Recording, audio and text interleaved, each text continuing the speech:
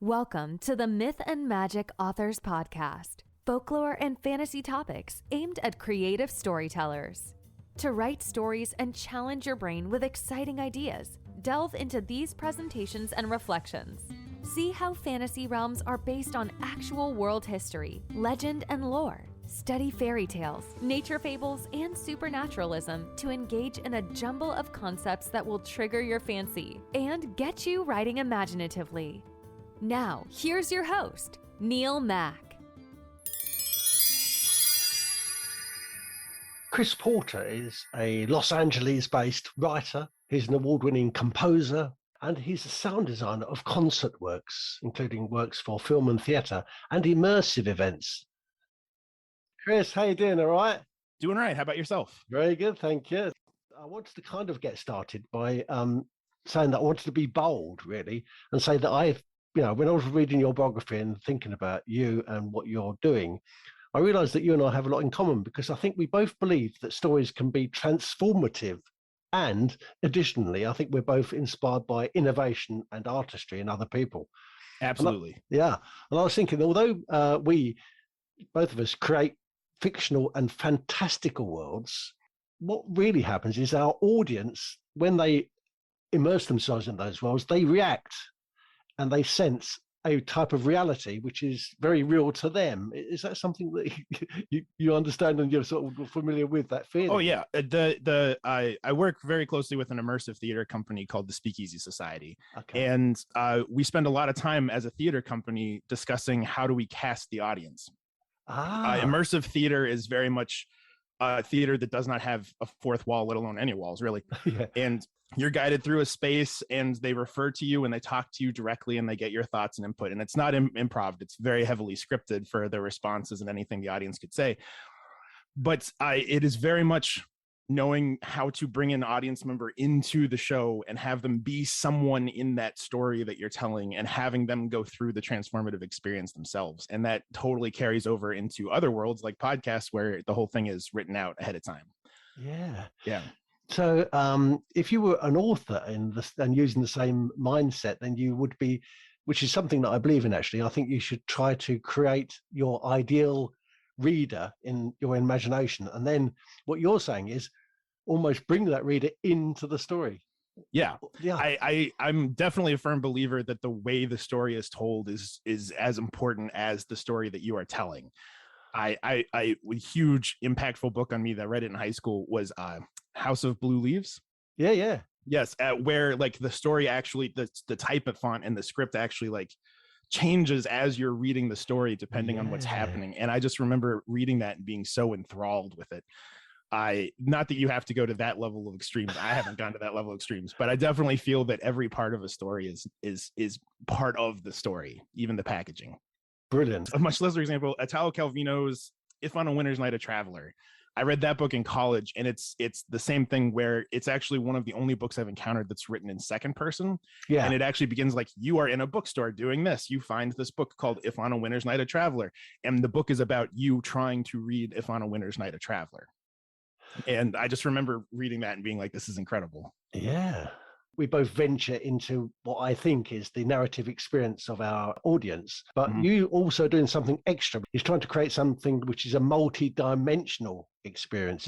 Would that be fair to say that's something that you do? I think so, yes. The project in particular that I'm probably going to talk about a lot today is called Solar, and it's a podcast. And we went to great lengths to make sure that it was as immersive an experience as possible. When you listen to it on headphones, you can hear the room and you can hear the people coming and going. And I even though there's no visual component, as our sound designer put it, he wants you to be able to just close your eyes and picture exactly what's happening as though you were in the room with those people. Yeah. So I think that is a transformative degree to some extent what we're trying to do. Yeah. Yeah. Okay. Well, we'll certainly talk about that. I didn't mean to jump the gun. No, don't worry, please. No, it's absolutely perfect. I wanted to really start with you being a composer, because although you're a writer and a sound designer, which we'll talk about as well, you're an award-winning composer. So let's talk about the journey into music. Did you start by writing music, or did you play instruments, or how did that happen? So definitely growing up, I lived in a household where if you had any artistic inclinations, they were encouraged and fostered. Thank you to both my parents. Yeah. And we started off doing piano lessons. And then from there, I ended up taking up clarinet, and then I took up bassoon. And bassoon ended up being a huge factor to help get me some scholarships into colleges. But the thing that really set me off was composing. And in particular, it was musicals. And I felt very inspired by musicals and how the music and story could combine and tell this incredible thing. And for whatever reason, when I got to college, I think Rent was like the major musical at the time. Yeah. And it just wasn't my thing. It wasn't my style of writing. And I thought, well, I can never do this. Since then, I've become a much better composer, and I can mimic most styles given enough time and study. Yeah. But at the time, I was like, that's just not my voice. And I don't think my voice belongs in the current market of Broadway. I said that very egotistically because everyone's egotistical in college. And I started writing more operatic things. Yeah. Doing the libretto and stuff. And even in undergrad, I knew writing was a part of me because I had to get a bunch of papers signed so that I could do a split major minor, so that my major was in composition and my minor was in creative writing. Wow. But for some reason, then I started writing regular concert music. I say regular, but it was my type of concert music, some experimental practices where music doesn't have to line up quite right. It could be atonal if I'm using a specific system. Yeah. And I found a voice that I was much more comfortable in to explore. I had a year off between undergrad and grad school. And during that year, I did come to California for the first time, and I took some classes in screenwriting. And that was also very valuable. I learned so much about story structure and, the 3-act structure, all that stuff. And I ended up, while I was there, I toured California Institute of the Arts. I decided to apply there for music composition, studied under Anne LeBaron. I learned so much. And while I was there, I ended up befriending many animators. And they all have projects at the end of the year that they need scores for. And so I was like, hey, can I score your films just for a little bit? And they were like, yeah, sure, that's fine. Once I did that enough and established myself as a film scorer, I was like, can I also do your sound design?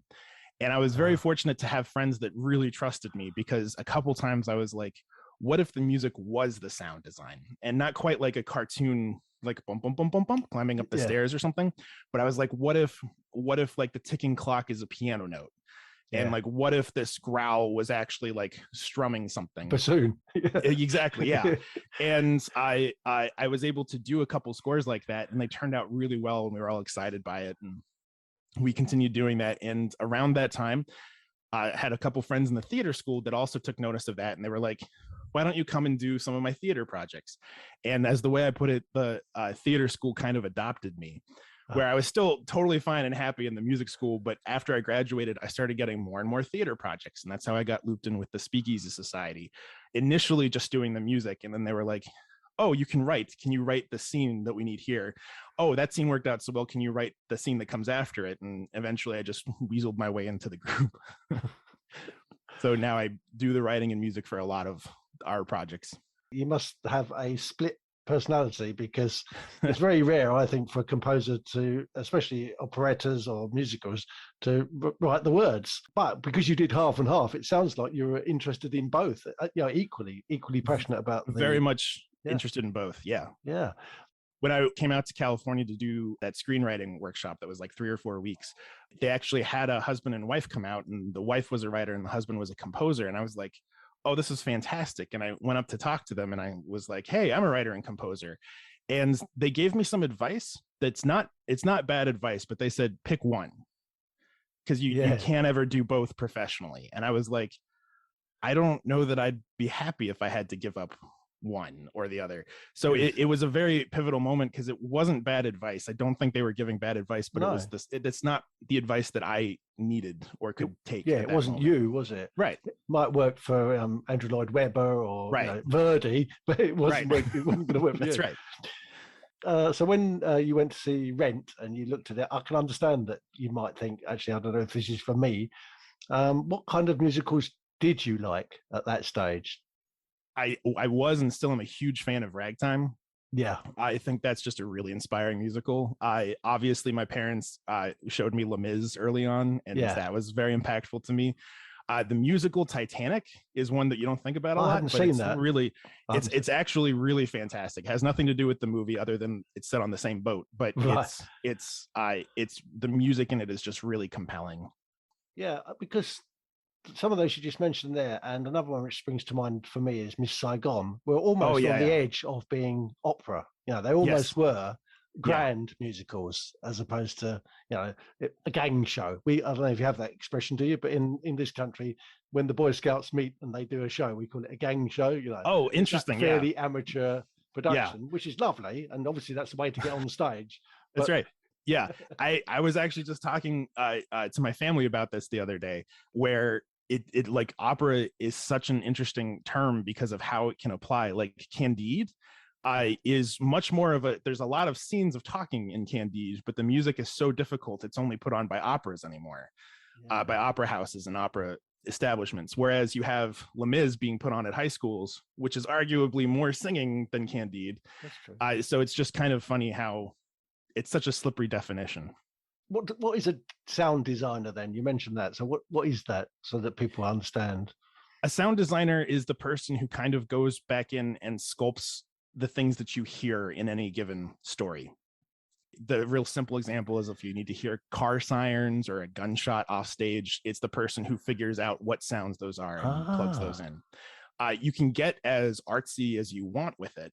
I did a production of Othello several years ago where wherever they would let me, I would sneak in the sound of a ticking clock so that when Iago's plan goes off and Desdemona gets murdered, there's a line in the script that said an alarm sounds. And so my alarm was literally a clock alarm ringing because it was like, hey, this plan has finally hatched and it's gone to fruition.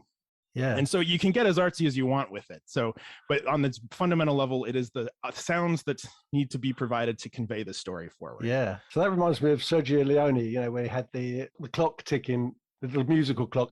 At 100%. Yeah. So that means that just a sound, which might be considered to be a Foley sound, actually becomes the part of the music, and then also part of the whole structure of everything. Not to get too granular, but in sound, whenever I've taught some sound design people before, there's a word called diegetic and non-diegetic. And diegetic are sounds that are in the story that the characters in the story hear, and non-diegetic is like the movie score where it's a sound that you don't hear. That's true. And when you cross those, it gets real exciting. Like when you can have, like, you hear a whole bunch of music playing and then all of a sudden it's coming out of the car radio, that's moving a non-diegetic sound to a diegetic sound in your movie. And it's real fun to think about sound in those terms and what's in the world that your characters hear and what's out of the world that your characters don't hear. Yeah. And that's playing with the walls as well. So if you were doing that on a theatre stage, and you actually brought that to the audience would say, "Oh, am I in this Evita? Have you seen that?" That's a good example of you're suddenly the audience in the cinema. Exactly. You're 100%. That's what it is. Yeah. Yeah. I love that stuff. Yeah, it's great. So you've explained really how sound design and music work together. So you wrote a musical. It might be, I don't know if this is the only musical, or you can tell us whether it was, but I know you wrote a musical called The Hollow. Could you tell us about that? So that's one of the speakeasy shows that I've done. Okay. And so it's not quite a musical, but it's more of a play with music in it. Yeah. Where The Hollow, the way the speakeasy shows work together is it's very much conceptually like a writer's room, where we all sit there and we say, well, what if this happens? This sounds cool. What if this happens in this moment? Then we divvy out the scenes and we say, hey, you go write this part, you go write this part, you go write this part, you go write this part. So it's and I've been very fortunate in some of our early productions that I got to write large portions of it, but I can't take full credit for being the sole author or voice of that piece. But one thing that they usually give me free rein on is the music in the show. So for The Hollow, it was very much set. It was a very loose adaptation of The Legend of Sleepy Hollow by Washington Irving. Yeah. And we took him and a bunch of other New England myths of that era and kind of interwove them into this show.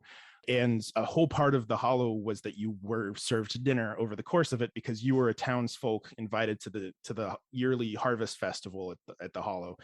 And so we got to have all of these musical rituals, and I went through Carl Sandburg's American songbook collection. Yeah. And I pulled out all the songs that would work, and I worked with some other incredible musicians to like find ways to make it sound just a little bit off. And then I wrote a couple songs for the show, because the show needed a song. This very mysterious guest named Diedrich Knickerbocker, who was the pseudonym that Irving used to publish the original stories of his. He shows up at this festival and no one seems to know who he is. And it turns out he's actually a very ancient being who lives in the town. And so he needed to have this song that just sounded old and like it had existed forever. And but you've never quite heard it before. So I got to write this song and try to make it sound old and American, and just like this tune of how the Hollow was formed by this woman being abandoned because she couldn't leave. And so that was really fun. And it was just this moment where when it started, you could hear all the plates clinking from people eating because they're all still munching. And by the end of the song, the room was just, you could hear a pin drop because the performer and the musicians, and it was a really exciting theatrical moment that I got to do with the music. And I'm very proud of that song. It's on my SoundCloud if you want to check it out. Very good. Yeah. Well, give us that link at the end. How That's many right. people were in that room then when that was going on? That one probably, I think it had like 30 to 35 people. It was a small audience, and the cast was about 12, if I'm remembering correctly. Yeah. But that way you can get, when the story did splinter off and you were taken to different parts of the location, you could be in these small groups of just like 3 to 4 people and have these really intimate experiences. And you were saying that when you were sort of thinking about the music, that you went back in time and you were thinking about old music.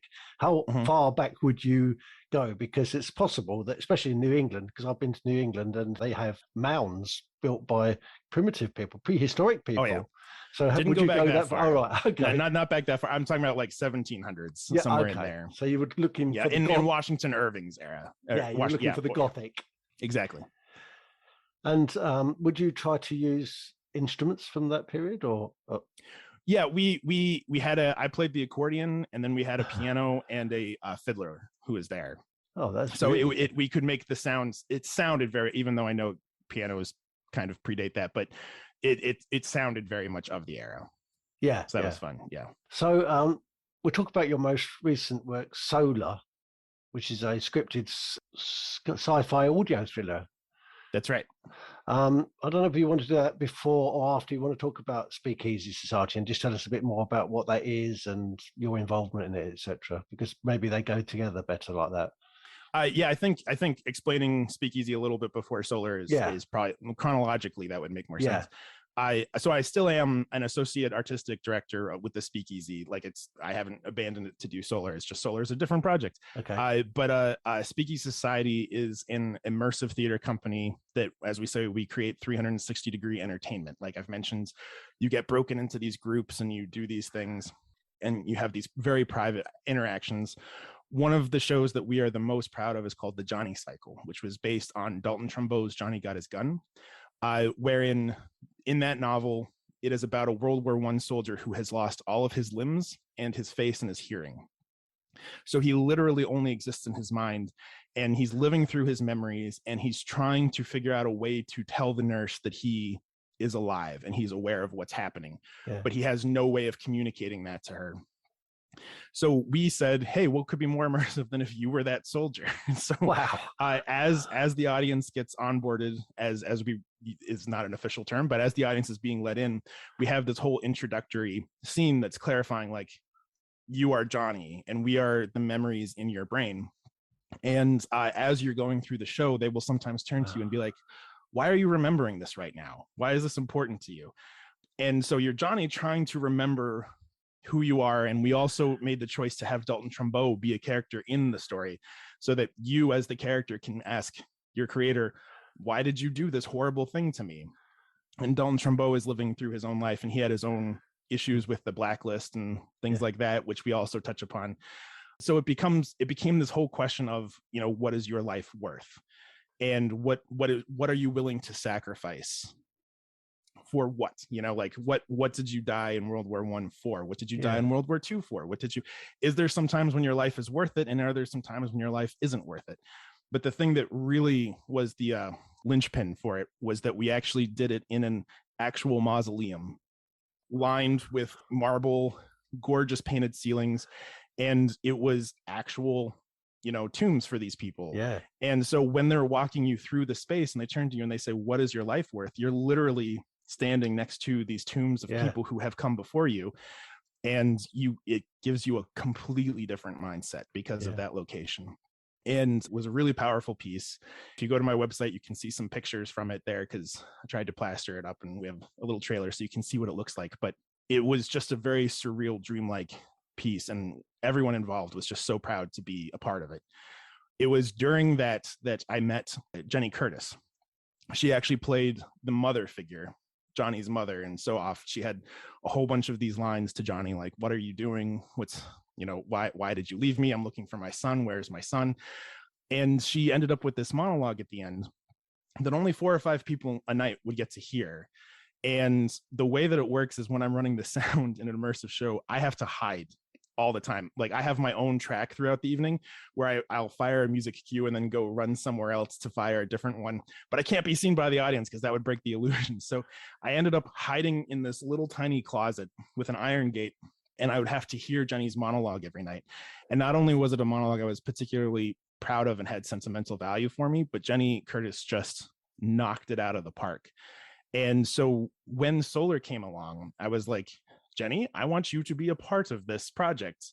You know these actors, you know how to deliver these things, and I want you to help me put this whole thing together. And so we became co-directors and co-producers for the Solar project. And we got to pitch it at Kurtco Media, which was a startup media company, and it got greenlit. And so we went from there, and I started writing as fast as I could because it was a lot to write. Cool. That was a really great way of explaining that first part. I wanted to just touch on something called liminal experience, because it felt like when you went into the mausoleum, which is a sacred space, that you're moving yourself individually from the living world into the other world. And so you're traveling across this liminal space. And it suddenly occurs to me, so that's really big. In fact, I think it's the only essential ingredient of fantasy fiction and writing.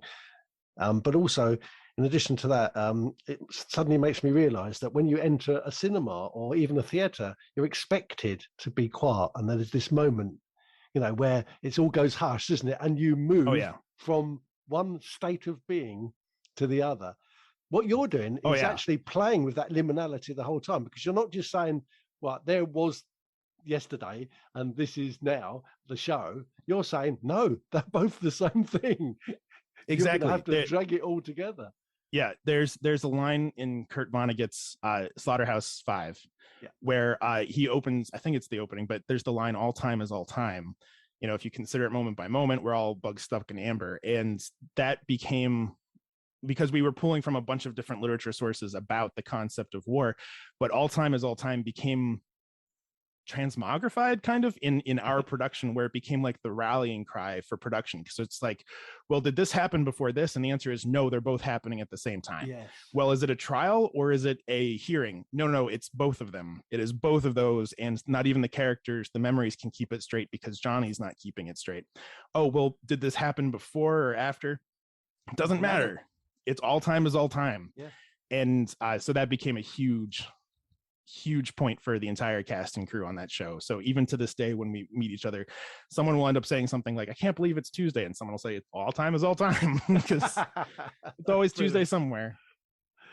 Brilliant. So when you were hiding in these holes in the mausoleum, that must have been quite, sometimes I suppose you had lots to think about and you were just about to go and do the next job. There must have been moments where it was frightening and you're on your own in the middle of the darkness. What thoughts went through your head? Definitely just being in the mausoleum, and even through the rehearsal process, where like sometimes we couldn't rehearse in a wing because there was a funeral happening. Wow. So like we had to be extra quiet and down this other hallway just to be respectful of that there is this, it does help impart this feeling of respect of like, these are lives of people who have come before, and these people exist. And so we never wanted to be disrespectful to any of that.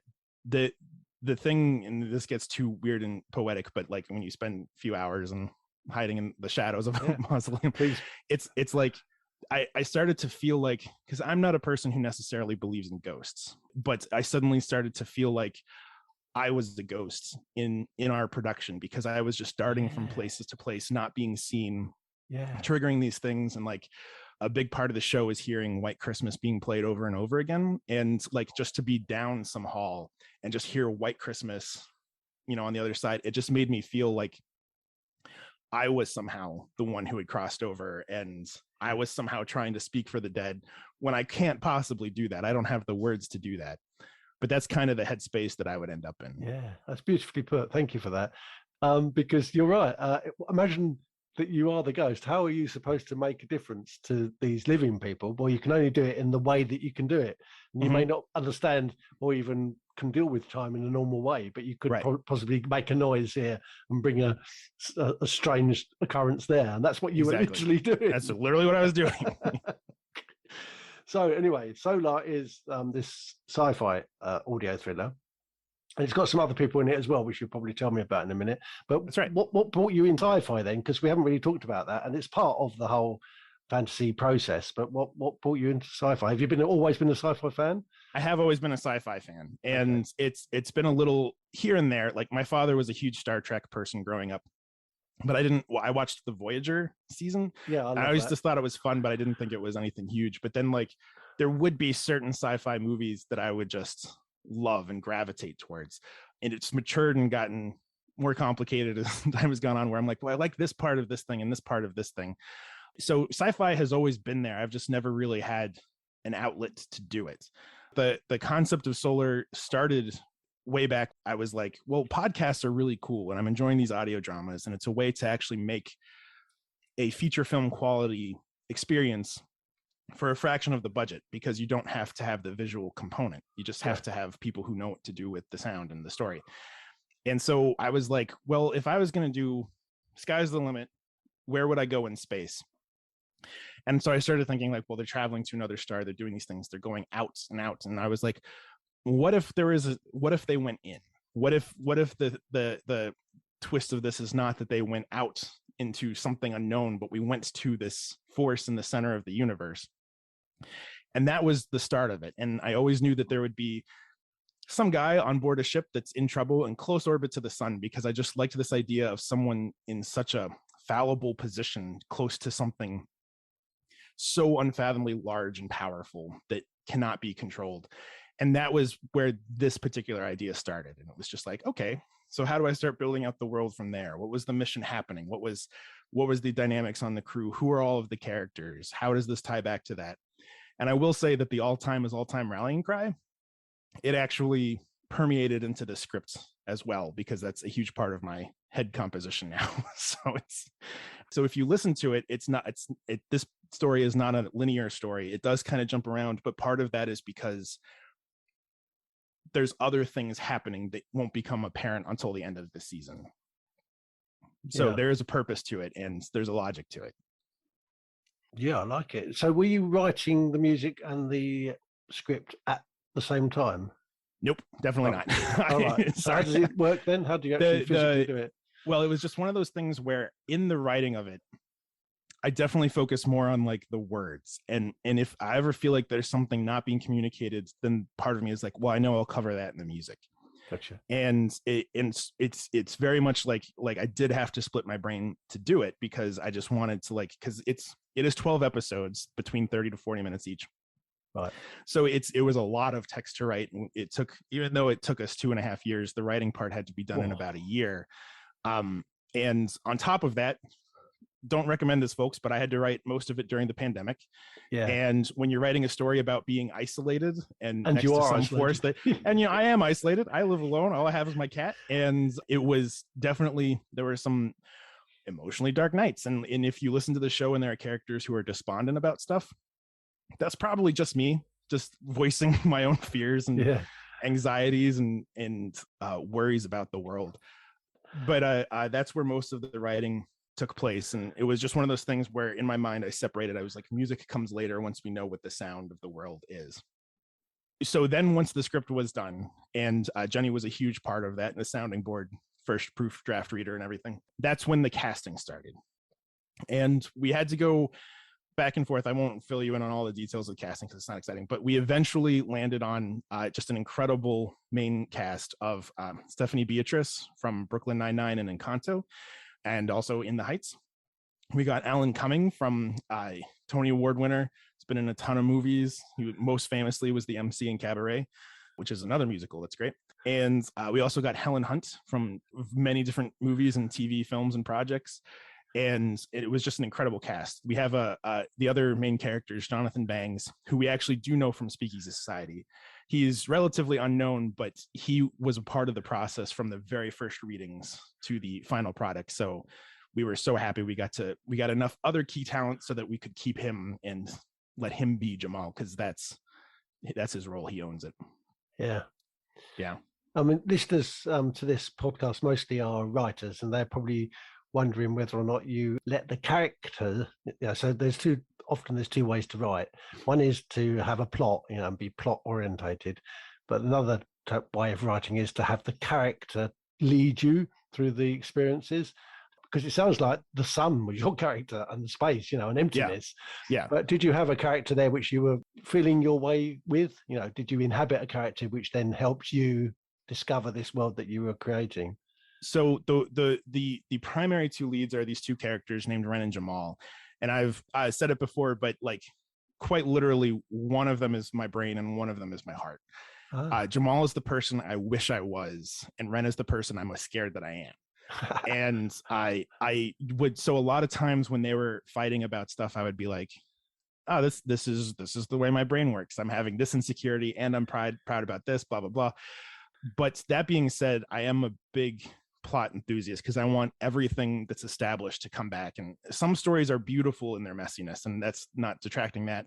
Yeah. But the way that I like to work is I know this is the point I'm driving to, and then I can let the character grow and evolve around those things. But it's kind of like a trellis, I would say, something like that, where it's like I'm having the plant grow, but I'm having it grow in a specific way. Yeah, that's the way that I try to approach it, where the characters, there's a lot of monologues in our show, and which is definitely from my theater background, but in those monologues was definitely the time to let the character just be the character and let them follow their own thought process to get to a certain point.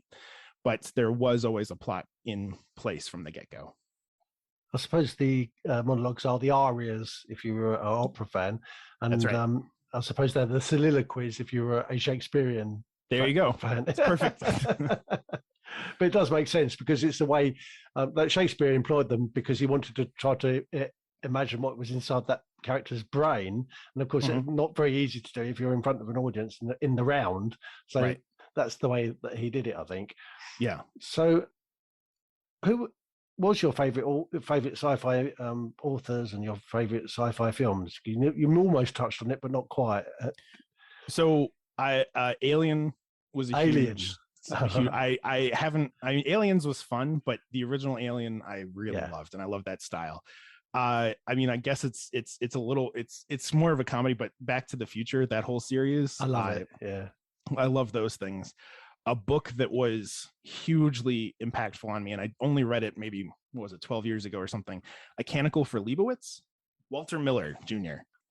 It's just an incredible story about, it begins after some sort of nuclear holocaust, and all of the scientists were blamed for it, and so they found refuge in the monasteries. And so you end up with an order of monks who have been given these electrical documents and they don't know what they are anymore. Yes. And so the book follows this monastery through 3 different eras as the world changes around them. And it's just an incredible read, and it's so angry and hopeful at the same time. And it's just, reading that was just a hugely impactful book for me. When I read that, I was like, oh, this is what sci-fi can do. This is something wholly new. Yeah, my podcast listeners will know that we've talked about that book. It proves that we're all on the same wavelength, That's right. Us together. That's working together on this. What about The Martian? I was just thinking about that.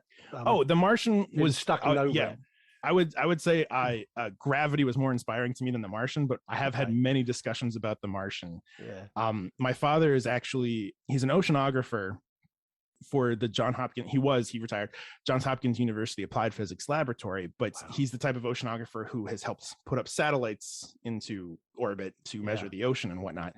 And so as a result, he he read The Martian and he was like, this is so fascinating. And they use this, they use the terminology from the sea because that ties to this whole. And so like my father got me more into The Martian. I wouldn't say that it was necessarily a point that I pulled from, because I had to, there's a lot of science in solar, but I had to be a little, it is still fiction. So it's, so my proportions are the science is a little less than the fiction, but that's okay. No, that's fine. But The Martian is like a lot of science and it's done so well, but it's just, yeah. Yeah, I thought Martian that Gravity, I liked, which I also know is fictional in the sense that you can't quite do it the way that she did it, but that's okay. It was a beautiful movie. Definitely saw it 3 times in the theaters. Oh, wow, that's good. One thing that struck me about it was that even though it sounded like a tragedy, they made it quite light.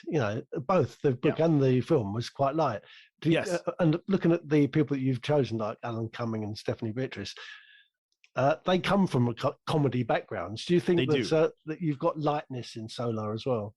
There is definitely some lightness, and there is some. The story begins a little bit in media res, where there has been this giant solar flare that has overloaded the systems on the ship and split it in half, so that the surviving crew are trapped on separate sides of the ship and trying to figure out how to reconnect. And at the same time, the flare was pointed directly at Earth, so they don't know what the situation is on Earth.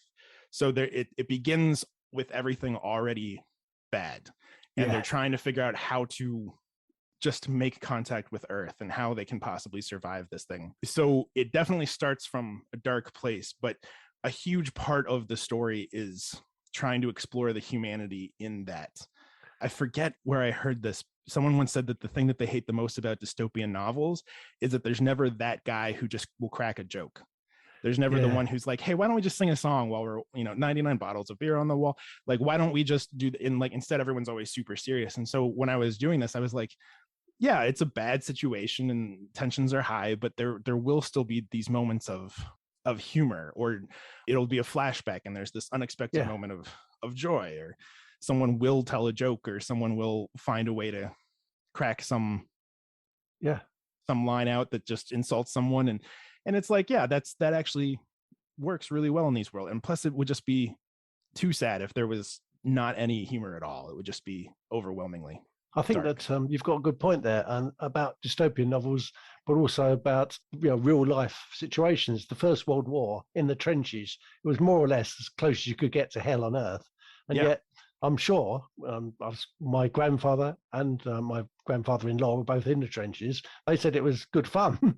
They literally said, because all their mates were there. They had their banjos and their harmonicas. They were singing and dancing. They were certainly telling jokes. There was lots of naughty jokes, but there was lots. But that happened. And the same with my father. He was in the Second World War. He was in one of the worst battles of the whole war, in the Monte Cassino. Once again, he said, but we had lots of light moments. So you're right. You have to have lightness, and in fact, that is, if you think about MASH, Alan Alda, you're absolutely talking about the worst of human experience, and also you're bringing up the best of human experience. It's all thought about by being the dark and light. Exactly. Didn't the Greeks, when they were talking about theatre, they had tragedy and comedy as shared phases? 100%. I mean, it's definitely two sides of the same coin, and one can't exist without the other. And there will always be that person, the one who's trying to find the sliver of light in those moments. But to your point, because Johnny God has gotten a set, it's about a World War I soldier. We found so many instances of that. Most famously, I think, was that Christmas ceasefire, where everybody went out and they played football, and it's like, you guys were fighting, you were killing each other yesterday, and now you're having a soccer game. So so did you literally yourself direct Alan Cumming and Stephanie Beatriz and Helen Hunt, or was there a director involved? So that's where, this is part of the fun behind the scenes story. Is that we were still in the midst of the pandemic, pre-vaccine, when we were recording it. So as a result, only one person could be in the engineer booth. The actor had to be in just the booth that they were in, and I could join over Zoom. It was very much decided that because Jenny is an actress, she would be the in-person one there, the one to feed them lines to respond to. And I would just be there on the side to be like, could we get a take where it's like this? So I did direct Alan Cummings, but definitely the chief director was Jenny Curtis in that particular situation. Yeah. I will say, like, Alan Cummings is a huge pro. He had to record across the country because he was in New York at the time, and we were all in Los Angeles, so we had to Zoom together. And on one particular day, it was raining, and it was going to be our last day of recording. And so we were like, well, let's just reschedule whenever's convenient for you. Like, we know you can't stop the rain. He said, no, I got this. And he went and he got a huge quilt blanket comforter, and he put it over himself and the microphone with the script in front of him, and he just recorded the whole thing under this blanket so that we would have clean audio. Lovely. So created his own studio. That's right. And it's just stuff like that where you're like, oh wow, thank you for like being such a trooper. That's awesome. And but so then what's amazing is that when you do listen to it, all of that was recorded separately, all of the audio, actors one at a time. We would stitch it together through this whole process and get it to our sound designer.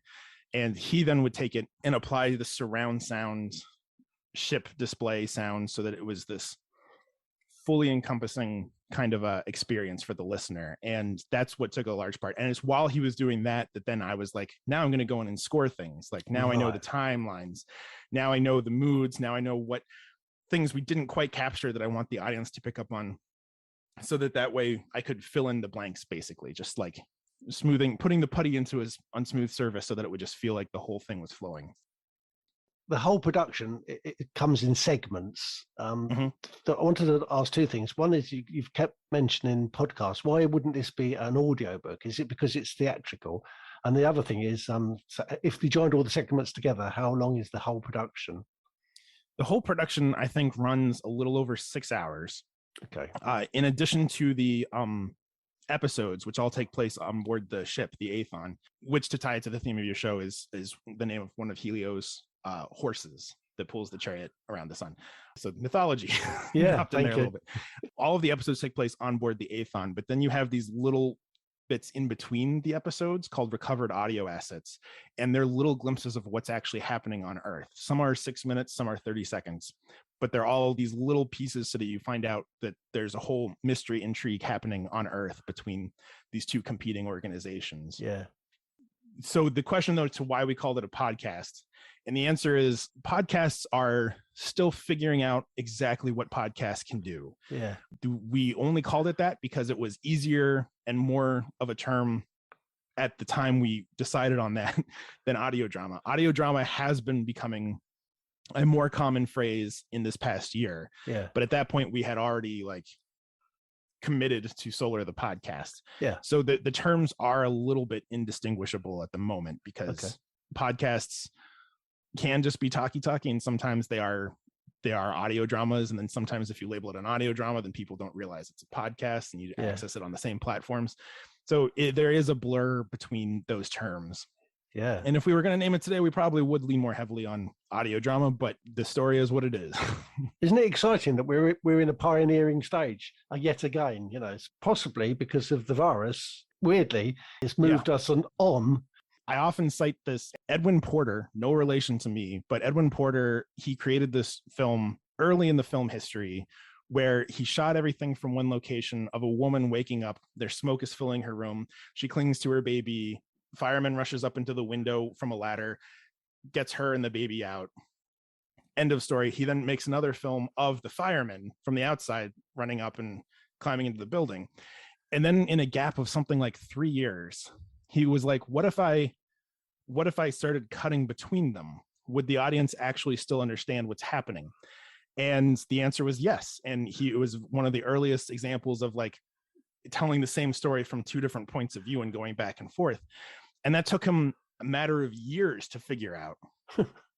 And then now we have movies like Everything Everywhere All at Once, where it's just like that on steroids, where it's like, and the audience still understands it and they still connect, and we can have a universe where, and it's like, imagine if film has gone, if it took us that long to figure out that you can cut between two scenes, and in 100 years, it's gotten to Everything Everywhere All at Once.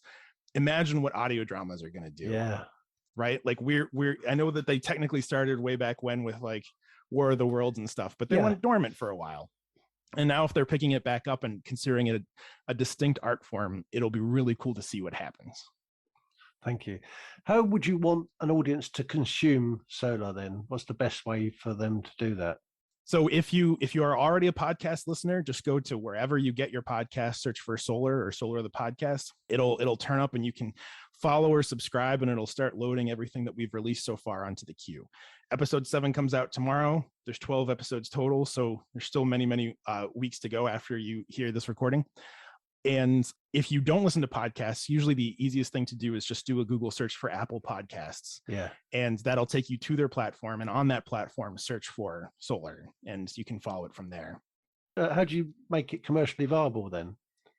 We do have commercials in the show, and there's also an option if you want to subscribe to it, which will then remove the commercials. Yeah. And then you also get these behind the scenes interviews that we call the Solar Panel, where it's Jenny and I talking to different cast members or crew members. Oh, nice.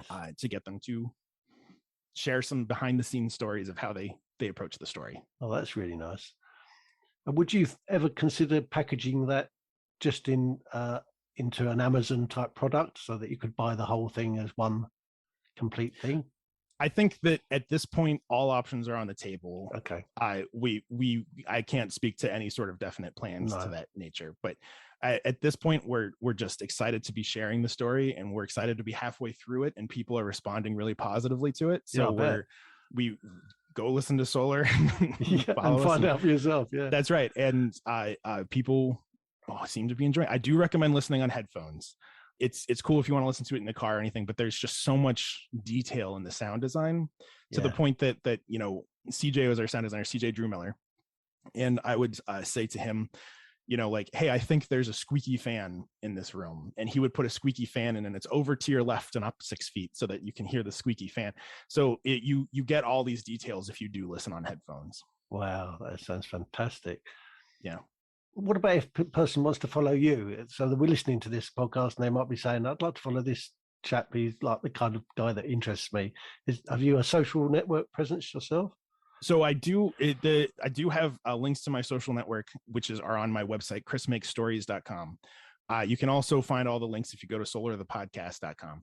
You can follow me on Instagram is Coaster02, and that's COASTER, and then the number 02. And if you want to find me on Twitter, because all of my other handles were taken on Twitter. So I was late to the game on Twitter. My Twitter handle is @magnificentbeast, and all of the vowels are removed from magnificent. Oh, wow. So I got a thank you note once from an actor who called me a magnificent beast, and I was like, that's a fun phrase, and I'm going to steal it. So. Yeah, you should be proud of that. What great stories are you going to be involved in next? So I will say right now, all of our focus and push is towards releasing season 1, but there's plenty of more stories in the Solar universe that we want to tell. Yeah. So obviously all of that is if season 1 goes well, then we will get to tell more of those stories. Also, having mentioned Speakeasy Society quite a bit, Speakeasy Society is continuing to do some big projects. We have some big things moving around. Unfortunately, all of those are covered right now under an NDA, so that we can't talk about it. But if you go to our website, speakeasysociety.com, you can follow us there so that you can keep track of that company. Is it feasible to become an audience member? Yeah. Right now, we don't have anything we can do, unfortunately, because all of our shows we're in person and like, take my hand, let's go here. Pandemic made us have to shut that down pretty fast. Yeah. We did do a remount because we did a version of a Christmas Carol called Ebenezer. Yeah. And we did it twice in person years ago, where you can follow Bob Cratchit for the entire night and see what his whole experience is. You can follow the Ghost of Christmas Present the whole night, and it just intersects with Scrooge as the story goes on. But we redid it and found a way to do it on Zoom, where you could actually hop from room to room to like follow your own path and chat and stuff. So we've done that for the past 2 years, but we had to pause because of COVID. So how do you actually keep up your creative energy? Because you're obviously thinking things out all the time. Do you have any sort of tips for people who are like having difficulty thinking of new ingenious ideas? Do you have a physical regime or a health diet? I wish I had a better answer, but I don't. Here's something I do. I will create playlists for the different stories that I'm thinking of at a particular time, so that way, if I'm like, I really want to think about solar today, I'll put on the solar playlist and go for a walk. Yeah. And just like get into the music and get into the vibe. And I will oftentimes walk by friends and not realize that they're there because I'm just in another place. Yeah. And that helps, just having some other form of brain input. Yeah. Like just a fodder almost for the furnace, where it's like, oh, listen to this music. This will get you in the headspace, and then you can figure it out. Yeah, that's exactly the same as what I've been recommending people to do. Well, fantastic, Chris. Is there anything else that we should talk about that we haven't covered, you think? I don't think so. That was great. Yeah.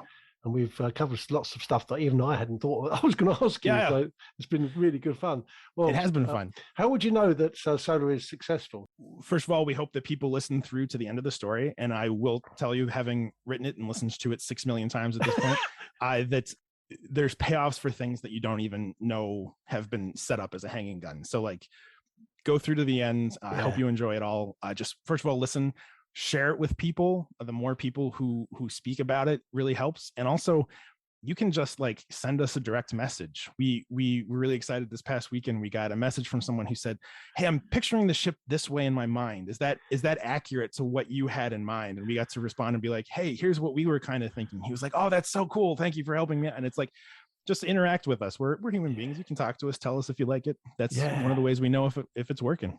Yeah, isn't it an amazing world now that the creators, one end, can speak direct to the audience? We've cut out all of those horrible, remember those gatekeeper type people? Exactly. Yeah. Cut all that out. You can talk direct to me. You can talk direct to Chris. That's right. And if you have a comment to make, just you can speak direct with us.